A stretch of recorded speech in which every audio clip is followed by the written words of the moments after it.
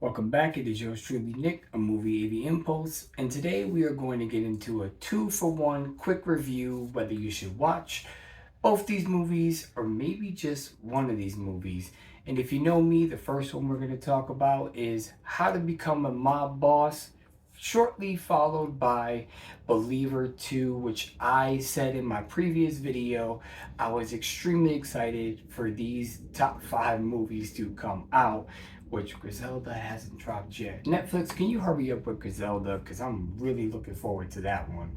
But anyways, we're going to get into both these movies, just a quick whether or not, right after this intro. Makes you think. Makes you think, what's the channel about? What's this really about? It's about teaching life lessons, teaching the youth. It's about top fives, movie reviews. That's what makes you who you are, makes you what you are. There's no rules in this game. There's no parameters. Just truth. So, 2-3 weeks from now, you're gonna wish you subscribed. 2-3 weeks from now, you're gonna be looking for Movie AV Impulse. Okay, I'm reloaded! Let's go! Now, the first one we're going to get into is the documentary about how to become a mob boss. And if you know me, you know I love my gangster and my mafia films. I probably know more than the average person should, but that's just me. Always been obsessed, as you can see, because today I'm feeling lucky. And if you like this design, you can go purchase it. Links down below in the description. What I will say about this documentary is if you do not know anything about Frank Lucas, Al Capone, John Gotti, Pablo Escobar, Whitey Bulger, this is probably the documentary for you, as it does bring you the backstory of these real life bosses. Now, I do have a problem with the title because the title specifically says mob boss. So in my opinion, it should have only talked about mob bosses, but I understand why they did what they did and they took the steps that they took.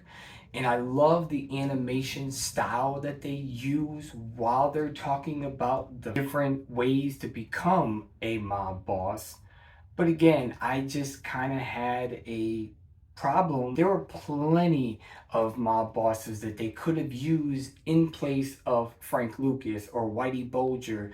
There are a lot more violent people than Whitey Bulger in the mafia, in the commission, all these different families.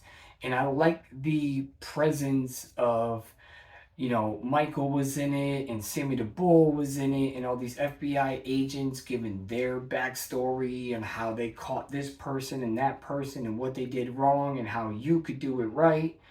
But then again, these days, I mean, we're talking about criminals that ruled the early 1900s all the way up until, mid 2000s, with all the camera technology and the microphones that they have and the different places they can bug your house and all that and tap your cell phones. There's no way you could become a mob boss at this point and not be known, because the other thing I didn't like is they kind of used John Gotti as a clown. Now, whether you think he was a clown or not, they were just basically telling you like he made the mistake of getting sucked into the social media with the whole, he went from being known as the Teflon Don to the Dapper Don, and he kind of embraced that. Speaking of Dapper Don, you can get that t-shirt as well. But it is just one of those things where I know so much about the mafia and about Frank Lucas and Pablo Escobar and Whitey Bulger, all the movies, documentaries, I mean, Netflix series that they have out on all these different characters. I learned nothing new. If you don't know about these characters, then yes, go watch the documentary. It is worth it. And like I said, I love the animation style, but man, they really could have brought something different to the table. If I had to rate it, I would give it a 4 out of 10 stars, because like I said, I know personally a lot more than the average person about the mafia and all these people. But if you don't, this is the perfect documentary for you.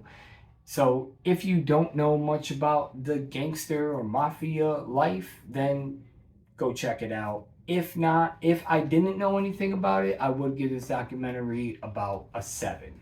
Now, let's jump into Believer 2. And my God, I will say right off the bat, I think this has a great balance between the storyline and the action sequences, and the Dolby Atmos on this, for being a compressed file. I did have to turn up the dialogue just a little bit because the dialogue was very vague compared to the action and everything going on around you. This movie really does have a great balance, and it just keeps you interested for the 2 hours. I think it was great. The only thing I will say is Big Knife, that girl, she's a gangster, and I loved everything about her. And I'm not going to get into any spoilers or anything like that. I'm just telling you whether or not you should see this, and this actually gets my stamp of approval. Definitely check this one out because it is such a great movie. There's English on there, so you don't have to read subtitles. You can totally turn those off. It is a Korean film. The picture on it also is very, very good looking, which is in Dolby Vision. And this would be the reason why I like Dolby Vision, because it just looks. But anyways, it's definitely worth checking out. I give it a 7.5 out of 10 stars just for the action alone, everything that's going on, and how they double cross and crisscross, and there's so many different characters all at the end.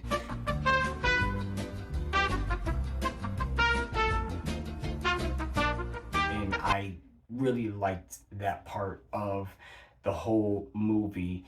As far as like I said, the action, there's only one part that I didn't enjoy too much, and it's because the CGI was a little on it. When there's this scene where they're kind of chasing each other through like the backwoods, and they got all these trucks and they're jumping all over the place and shooting guns.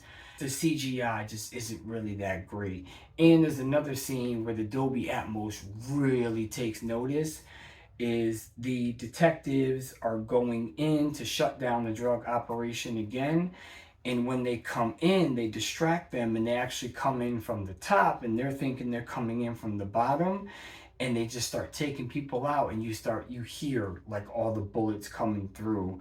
So it's definitely worth a watch. Definitely great Dolby Atmos and Dolby Vision.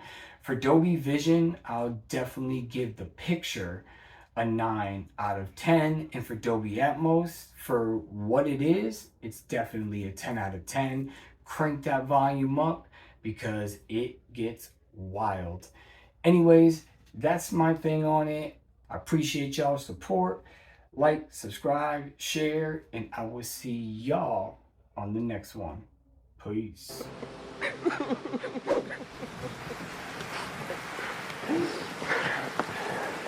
Thank you. You love me. You really love me.